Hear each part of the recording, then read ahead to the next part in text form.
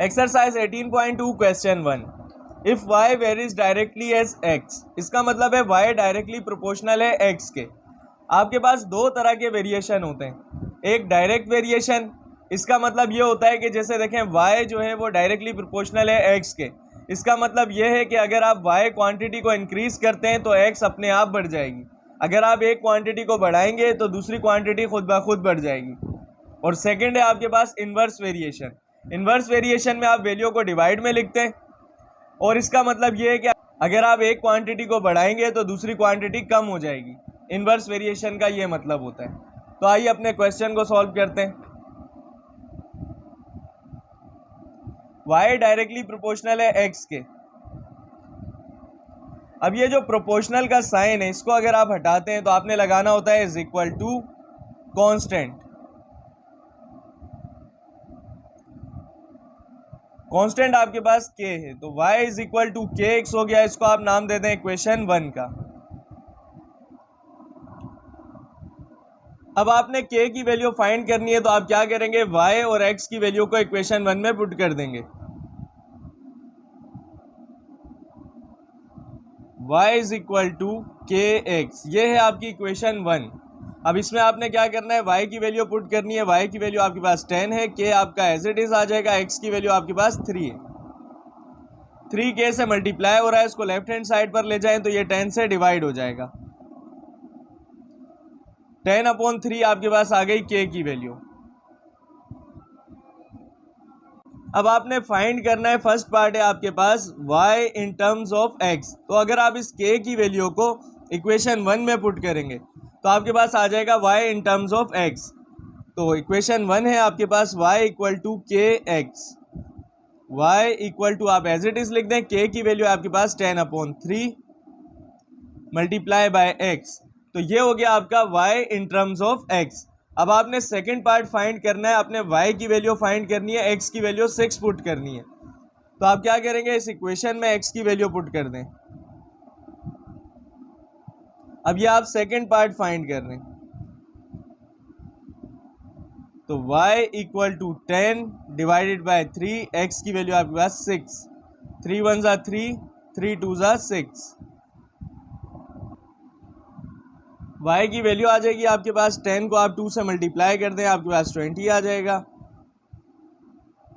अब क्वेश्चन का last part है आपके पास, x आपने फाइंड करना है, y की वैल्यू आपको गिवन है 15। इक्वेशन है आपके पास y equal to 10/3 multiply by x। y की वैल्यू आपने क्या पुट करनी है, 15 equal to 10/3 multiply by x। 3 divide हो रहा है, इसको 15 के पास ले जाएंगे, मल्टीप्लाई हो जाएगा।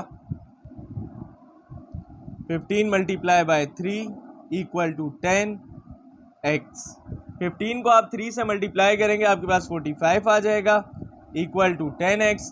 10x से मल्टीप्लाई हो रहा है, इसको लेफ्ट हैंड साइड पर ले आए, ये डिवाइड हो जाएगा। तो 45/10 इक्वल टू x। इसको आप 5 के टेबल से डिवाइड कर दें, 5 2 ज़ा 10, 5 9 ज़ा 45, x इक्वल टू 9/2। ये हो गया आपका आंसर।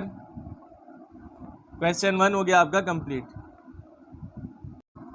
क्वेश्चन 2 में आपको कंडीशन गिवन है, v डायरेक्टली प्रोपोर्शनल है आपके पास t के।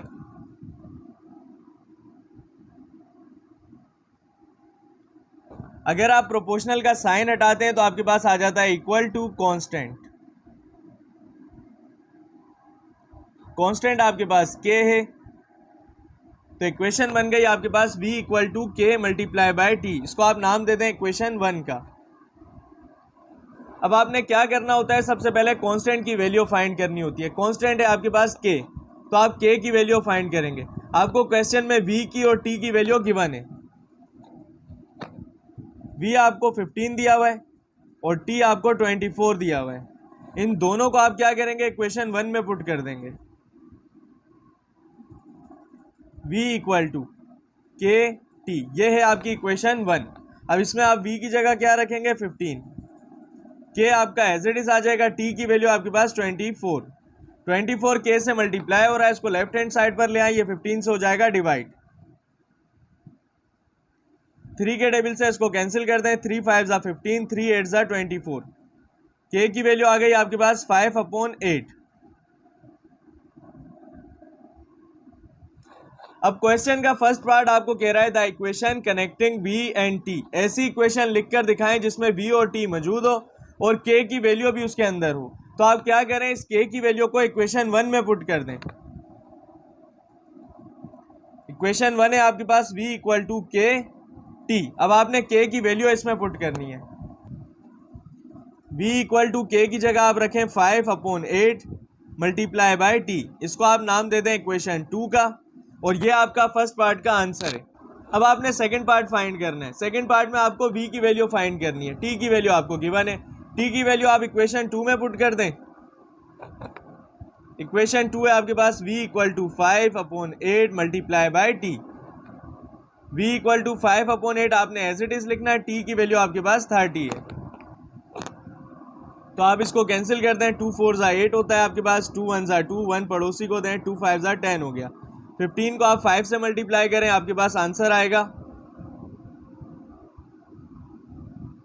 75/4।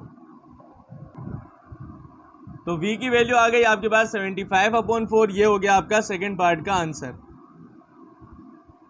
लास्ट पार्ट है आपके पास, आपने t की वैल्यू फाइंड करनी है, आपको v गिवन है। आपने इक्वेशन 2 में ये वैल्यू पुट करनी है, t की वैल्यू आपके पास आ जाएगी। इक्वेशन 2 है आपके पास v equal to 5/8 multiply by t। v की वैल्यू आपके पास 10 equal to 5/8 multiply by t। 8 divide हो रहा है, इसको लेफ्ट हैंड साइड पर ले जाएंगे, मल्टीप्लाई हो जाएगा। 10 multiply by 8 equal to 5t। 10 को आप 8 से मल्टीप्लाई करें, आपके पास 80 आ जाएगा। 5t से मल्टीप्लाई हो रहा है, इसको लेफ्ट हैंड साइड पर लाएंगे तो 80 से डिवाइड हो जाएगा। 5 1 ज़ा 5, 5 1 ज़ा 5, 3 आप पड़ोसी को दें, 30 बन गया। 5 6 ज़ा 30, तो t की वैल्यू आ गई आपके पास 16। ये हो गया आपका आंसर। क्वेश्चन 3 में आपको गिवन है u डायरेक्टली प्रोपोर्शनल है क्यूबिक रूट ऑफ v के। प्रोपोर्शनल का आप साइन हटाएंगे, इज इक्वल टू और कांस्टेंट लगाएंगे। कांस्टेंट वैल्यू आपके पास k है। क्यूबिक रूट को आप इसकी जगह इसकी वैल्यू लगा सकते हैं 1/3। जिस तरह आप स्क्वायर रूट की वैल्यू लिखते हैं 1/2, तो इसी तरह आप क्यूबिक रूट की वैल्यू लिखेंगे 1/3। तो आप रूट को हटा के इसकी वैल्यू लगा दें और इसको आप नाम दे दें इक्वेशन 1 का। अब आपने क्या करना है, के की वैल्यू फाइंड करनी है, क्योंकि आपको कांस्टेंट की वैल्यू फाइंड करनी होती है। तो आपको u की वैल्यू गिवन है 4 और आपको v की वैल्यू गिवन है 64। तो आप u और v को इक्वेशन 1 में पुट कर दें, आपके पास कांस्टेंट वैल्यू आ जाएगी। इक्वेशन 1 है आपके पास u इक्वल टू k और v की पावर 1/3। u की वैल्यू आपके पास 4 है, k आपका एज इट इज आ गया। v की जगह आपने पुट करना है 64 और इसकी पावर है 1/3। 64 के आप फैक्टर बना लें, 4 1 ज़ा 4, 2 आप पड़ोसी को दें, 24 हो जाएगा। 4 6 ज़ा 24 होता है, 4 4 ज़ा 16, 4 1 ज़ा 4। तो आपके पास क्या आ रहा है, 4 एक्सपोनेंट 3। 4 इक्वल टू के 4 एक्सपोनेंट 3। पावर से पावर क्या होती है, मल्टीप्लाई। 3 से 3 आप कैंसिल कर देंगे, आपके पास आ रहा है 4 इक्वल टू के मल्टीप्लाई बाय 4। 4 के से मल्टीप्लाई हो रहा है, इसको लेफ्ट हैंड साइड पर ले आए, ये डिवाइड हो जाएगा। 4 1 ज़ा 4, 4 1 ज़ा 4, तो के की वैल्यू आ गई आपके पास 1। अब इस के की वैल्यू को आपने इक्वेशन 1 में पुट करना है। इक्वेशन 1 है आपके पास u इक्वल टू के, v इसकी एक्सपोनेंट है 1/3।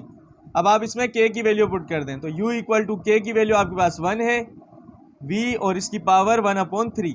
जब आप इसको 1 से मल्टीप्लाई करेंगे तो आपके पास कंडीशन बनेगी u इक्वल टू v और इसकी पावर 1/3। अब आप इसको नाम दे दें इक्वेशन 2 का। अब आपने u की वैल्यू फाइंड करनी है, v की वैल्यू आपको 216 गिवन है। तो आप इक्वेशन 2 में v की वैल्यू पुट करें, आपके पास u की वैल्यू इजीली आ जाएगी। u इक्वल टू v और इसकी पावर है 1/3। आपने इसमें v की वैल्यू पुट करनी है 216 216 को आप ब्रेक कर दें, अगर आप 6 मल्टीप्लाई बाय 6 मल्टीप्लाई बाय 6 करेंगे तो आपके पास आंसर आएगा 216। 216 के फैक्टर इसलिए बनाए ताकि आपके पास 6 की पावर 3 बन जाए, और जब पावर से आप पावर मल्टीप्लाई करेंगे तो ये 3 से 3 कैंसिल हो जाएगा, तो आपके पास u की वैल्यू आ जाएगी 6। अब आपने v की वैल्यू फाइंड करनी है और u आपको गिवन है 5। इक्वेशन 2 में आप u की वैल्यू पुट कर दें। इक्वेशन 2 है आपके पास u इक्वल टू v और इसकी पावर है 1/3। u की वैल्यू है आपके पास 5 इक्वल टू v और इसकी पावर है 1/3।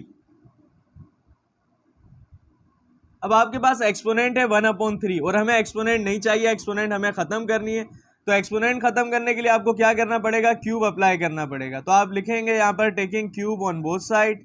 5 के ऊपर भी क्यूब आ जाएगा और v के ऊपर 1/3 है, इसके ऊपर भी क्यूब आ जाएगा। पावर से पावर मल्टीप्लाई होती है, 3 से आप 3 को कैंसिल कर देंगे, 5 का आप क्यूब लेंगे, आपके पास आंसर आएगा 125। तो v की वैल्यू आ गई आपके पास 125। ये हो गया आपका आंसर।